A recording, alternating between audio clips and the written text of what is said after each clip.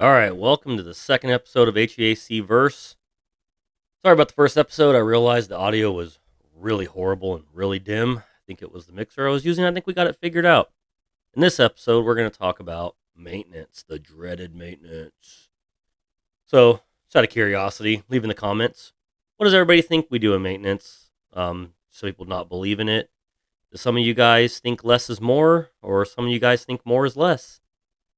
Just curious. Let me know your thoughts on it. But we're going to talk about the three different type of maintenances out there.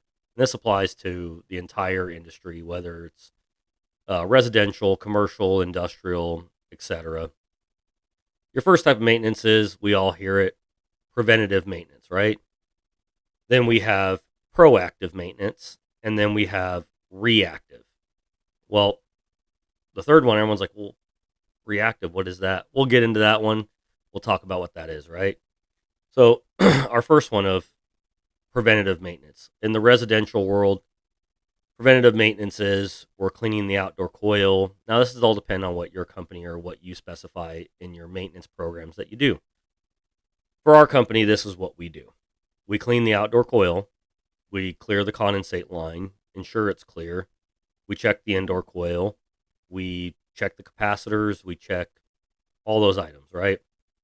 So that's about the extent of it. Now, I have guys who say, oh man, checking the capacitors is just another thing to get money. Well, those fail, guys. They're not designed to last forever. So yes, check capacitors, make sure they're capacitance. Now, whether you want to do it as a bench test or a load test of the capacitor, me personally, I've done load testing on capacitors and it has bit me in the rear end because customer goes, show me. So then you do an actual bench test and the capacitor is within spec. And then the customer's like, hey, you just told me this was this, and now your meter's showing me this. So from then on out, I just bench test everything and pray for the best, right? So we clean the outdoor coil. Customer goes, well, I can do that myself. If you are not a trained professional and you're watching this channel, I'm going to tell you this right now. You think you're cleaning that coil correctly, but you're probably not if you're just rinsing it from the outside. Now, there are manufacturers that state do not use chemicals, like any kind of chemicals, just plain old water. I am just a water kind of guy myself. I just put water on the coils. The only time I've ever really used chemicals on condenser coils is, now let me preface this again, we're talking the outdoor coil. The only time I use chemicals on the outdoor coils is in like a restaurant setting where the exhaust hood is shooting grease out and it's getting caught in the condensers and you got to chemically clean it to get that grease off of there because water and grease just don't mix, right, guys? Come on, it's not that hard. So that's kind of like the preventative maintenance side of the residential world. Now, in the commercial and industrial world, where you have pumps and compressors that require oil changes and stuff like that, you're still one preventative maintenance of like your cooling towers. You're draining them, cleaning them out, washing the fill pack out as best as you can. You're taking oil samples of the compressor, sending it out, get those tested, find out what's going on with it. So that's kind of the gist of that. And then you're still obviously cleaning condensers and stuff that for the air-cooled condensers and whatnot. And you're cleaning evaporator coils. Now, if you're in a warehouse setting where they have lots of cardboard boxes in the cooler, guess what? That needs to be on a regular preventative maintenance schedule of cleaning the coils because cardboard boxes leave off this weird dust and it sticks to the coils. And you can look at the back of the coil and it doesn't look horrible, but you start cleaning it and man, it is just mud. Cardboard mud is what I call it. So there's that. So we're talking about the preventative maintenance side of it, right, guys? These are things that we're trying to prevent that we know will cause an issue. Cleaning the condenser coil, that is going to prevent high head pressure issues because some of these coils, like especially the spine fin train coils, they may look clean, but they're actually really dirty, and you'll see a change in your subcooling after cleaning that coil, believe it or not. These are things to prevent issues in the future. That's the idea of preventative maintenance. Now, we sometimes say less is more. Like the guy's like, oh, I just don't tear the unit apart because it's going to become a problem. I'm not saying tear the blower out and clean the indoor coil. in our company, that's a chargeable item unless we promise it. Like on the commercial side, in my maintenance programs, I clean the indoor coil on air conditioners. It's in my contract once a year.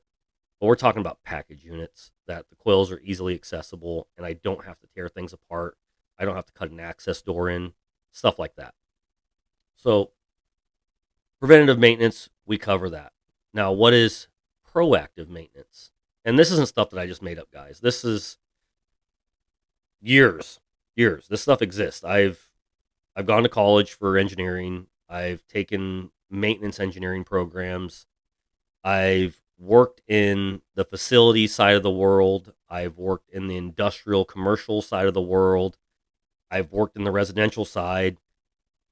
This all exists across the board. So we start talking about proactive maintenance, right? Everyone goes, well, what's proactive versus preventative?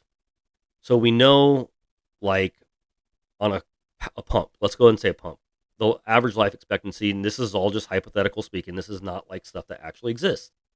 But we'll say we know that that pump has a failure rate after about 5 years. We are at the 5-year mark. Let's go ahead and have a pump ready to go or rebuild that pump preemptively. It's not leaking anything. That's proactive. You are taking a proactive step to prevent failure because you know it's coming up, or doing an overhaul like a, let's say a Mycom compressor.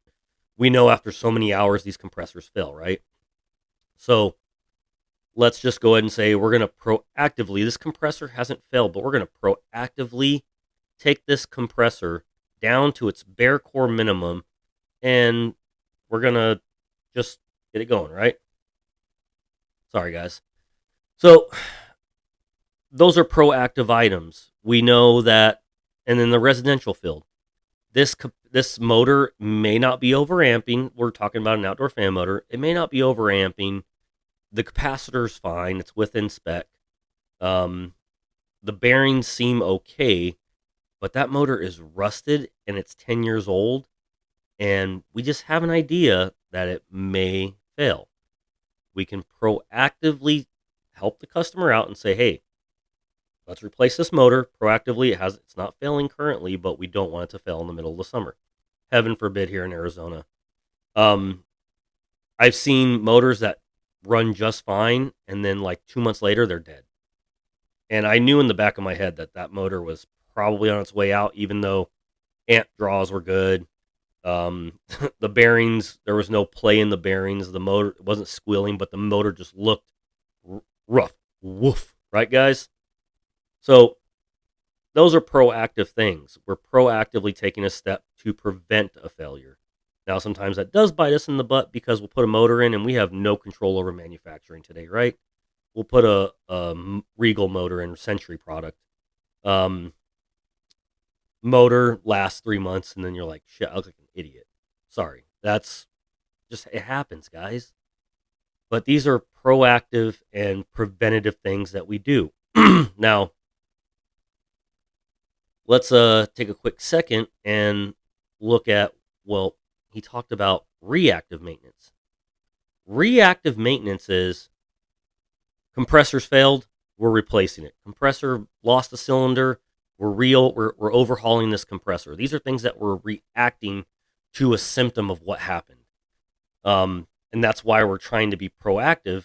Now, in the residential world, we're not going to replace a compressor because we're like, oh, it's 12 years old. You should probably replace this compressor. We're not going to do that. But in the commercial world, we do. We do say, hey, this compressor is 12 years old.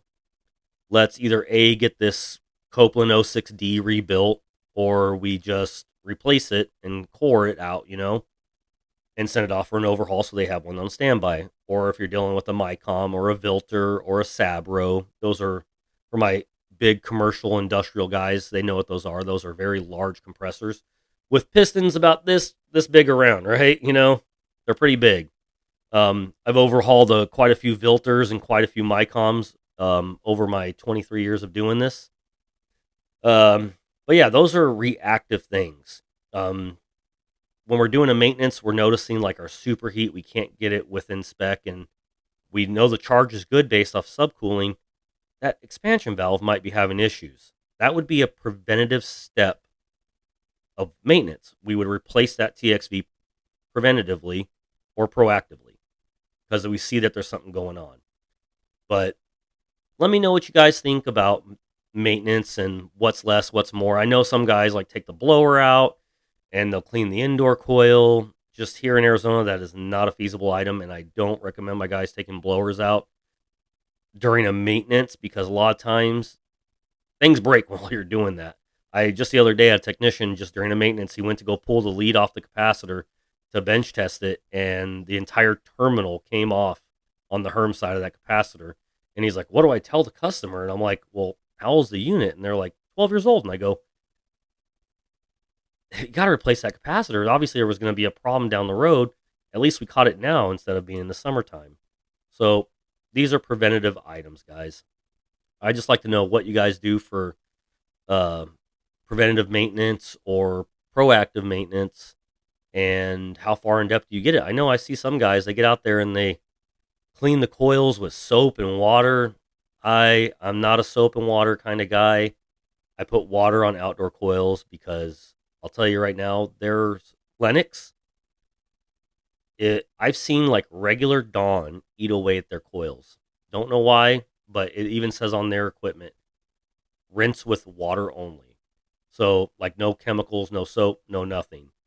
And when we're doing these condenser cleanings, this is why I tell the homeowners that watch this channel, if you are, let a professional do it, because you're going to want to take that fan motor off, and heaven forbid it's a Goodman, because it's going to be a nightmare to put back together. No offense, Goodman, but I think your product is junk lately.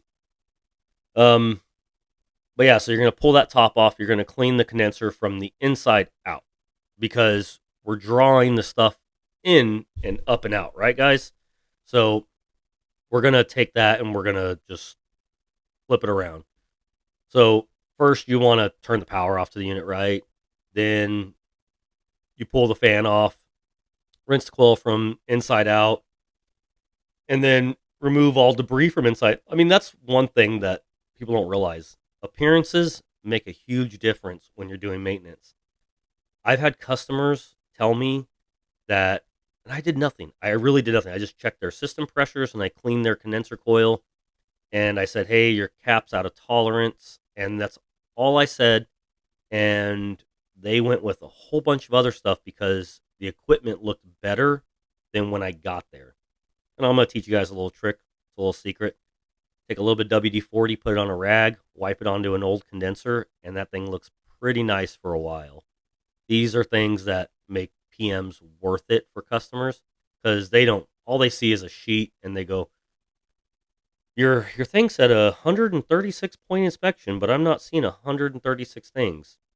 We kind of advertise funky, right, guys?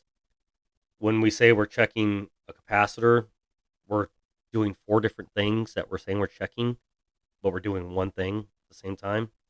So all they see is like, "Oh, you checked some amp draws, some system pressure readings, tested my capacitor for microfarad readings, and what did I actually pay for? What did I get?"